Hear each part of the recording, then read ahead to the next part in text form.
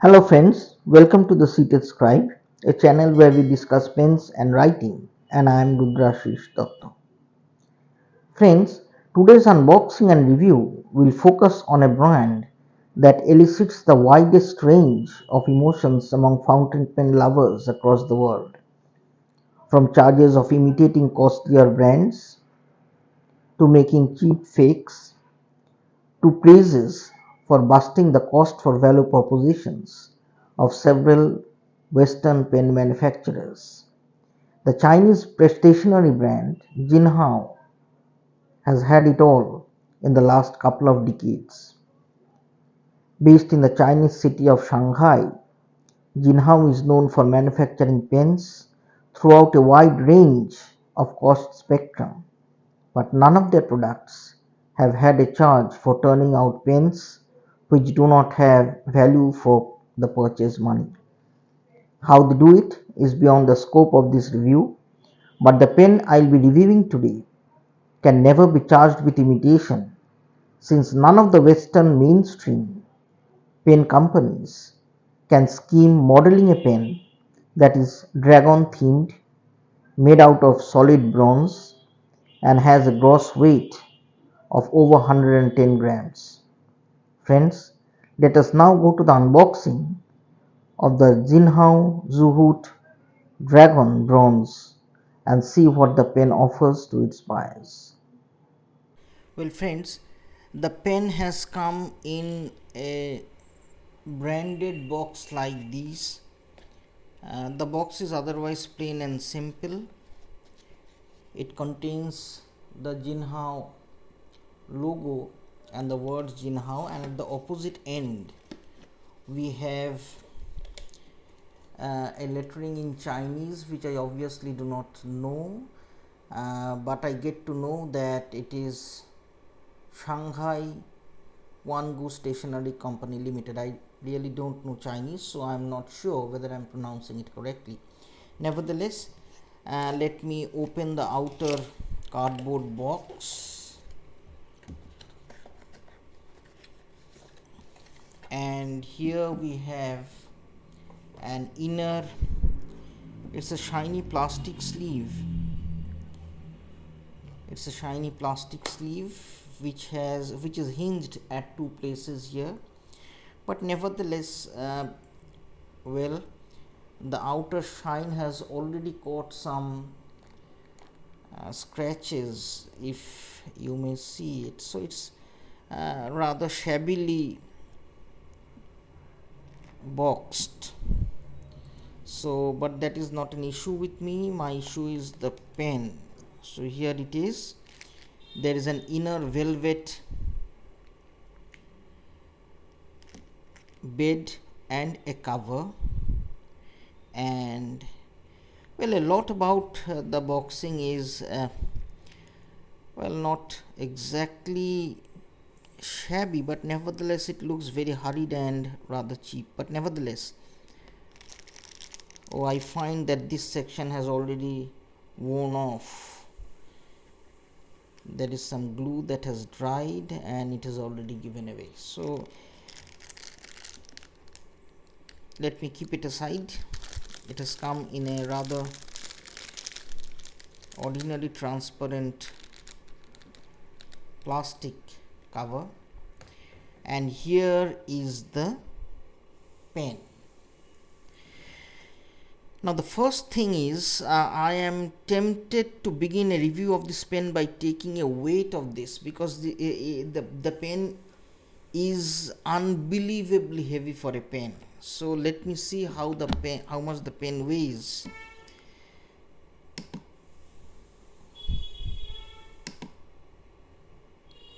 Well,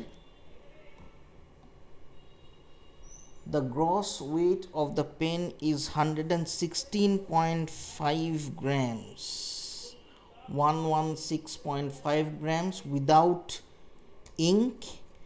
And if I am to take only the writing section weighs 63.8 grams without the ink. The cap weighs 52 grams without the ink, and Jinhao advertises that this entire section is made of bronze. It does feel very heavy, and this is a metallic heaviness that I can detect. Now, this pen is popular in spite of its weight, largely because of the theme of the dragon. I really don't know their manufacturing process, but the pen clearly, even this is made of metal, so I guess there are 3 or 4 layers of metal in the finished pen product. And here we have a pronounced 3-dimensional design of a dragon, both at the cap end as well as at the barrel end. So if I am able to focus it for you friends, so it's a dragon themed one. It's an elaborately designed and decorated imprint of the dragon. So this is it. This section is non-functional. It's, I guess, made of metal, and yes, it's made of metal with black lacquer, and this part as well as this part actually lies on a base metallic barrel or structure over which this is molded in some form or the other, or welded rather in some form or the other. So we have lacquered part here at this point and at the finial end of the barrel. So now let me open this pen. This is a threaded pen. So let me look at the barrel first. The finial contains the characteristic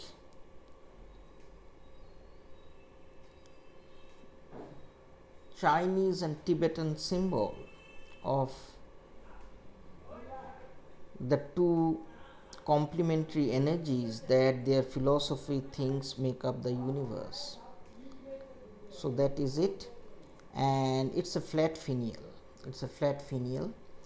And this is lacquered metal. There is a clip which is not spring loaded. Actually, I believe this is a single structure, this ring and the clip. It's fairly stiff but not unusably stiff, and there is a step up and a step down at this point, leading to a gold plated rim over which Jinhao is etched. It's etched, and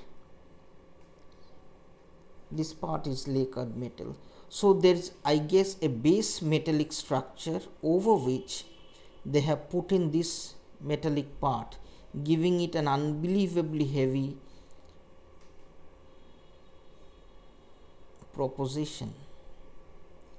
The inner section is also shiny metal. It's threaded on metal as well. It's essentially 100% metal cap. Okay, now let me look at the pen as such. Yes, I guess this part is cold to touch, so it's metallic too. Yes, it's metallic too. The nib, the most important part of it, is two-toned. It's a steel nib, as I can see, and this is something that Jinhao provides in most of the pens. It's a 5-sized nib in Western standards, so compared to the rest of the pen, the nib is appearing disproportionately small. Maybe a 6-sized nib would have been more appropriate. This is a fine nib version that I had opted for. The feed is plastic. Well, so far as the gripping section is concerned, it's a fairly long gripping section. There is a step up, a step down, and a gradual step up leading to the threads, which engages the cap, and there is a step up again leading to this metallic sculpture that is welded on the base structure of the metal. There is a step down, a couple of threads which has perhaps a decorative value. I am not sure whether this is meant to be written posted, because this will back way. Oh, it's meant to be posted, as you can see, but this pen, if used posted, will actually weigh back the pen uncomfortably for most writers. So I'm not sure how far these threads at the back would be effectively functional, but nevertheless that is what it is. And at the other end of the finial we have a rather flat end. It's shiny, lacquered black, and that is it. That is it. Let me open the pen.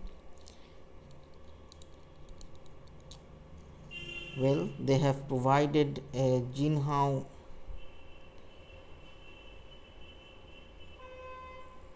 converter with this. So I'll be filling up this pen. It's rather on the looser side. It's not tight, it's more on the looser side, but let's see how it will function when I put in ink here. But in terms of robustness of use, I do find this section or the converter giving away today or tomorrow rather quickly. It doesn't look or appear very solid, but nevertheless I'll be inking up this pen now with Waterman Mysterious Blue and see how the pen fares under actual writing circumstances. Well friends, I have inked up this pen with Waterman Mysterious Blue ink. This is an ink that is slightly on the wetter side, so let me see how this pen fares in an 80 GSM paper. I'll obviously not write it posted, so I'm keeping the cap away. Well, the impression of the writing posture is that the pen is already back heavy. So well it is balancing somewhere here, so it's slightly back heavy. It doesn't tend to be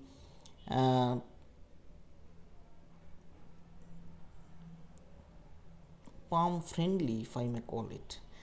There is a bothering weight that is weighing this part down. I can feel it clearly. And so let me take a writing sample to see how the nib functions. So this pen is Jinhao Zoohot Dragon Bronze. Well, the pen writes wonderfully.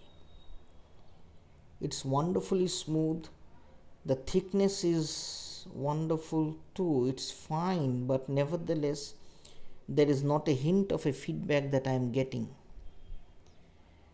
And the ink, well, this is in fine. The ink that I am using is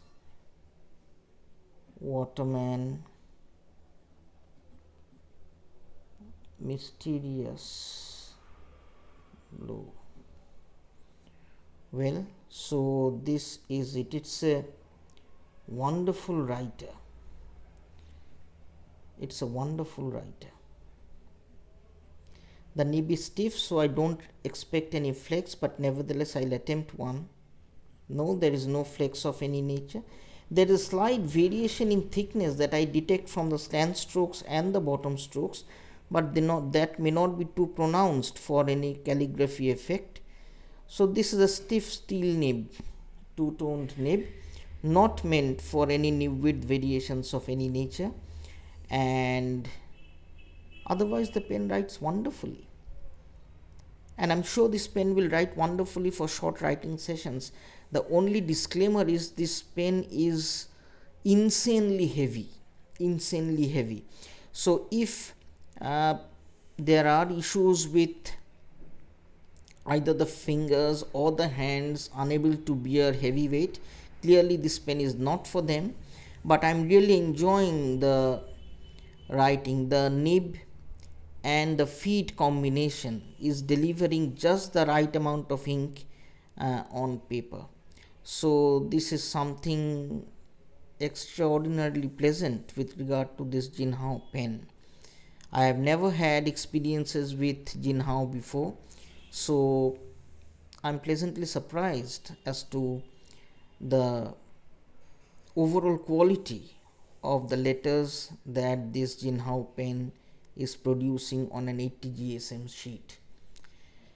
So friends, this is it. I would end on a rather positive note with regard to the writing experience of the pen. The only negative side to it is obviously, as I've said, the weight. It's an insanely heavy pen. A pen over 110 grams or a pen that is over 60 grams in terms of the writing section. So clearly this pen is not meant for those who would prefer a light pen for easier control. But for short writing sessions, signatures, this pen can be a wonderful conversation starter.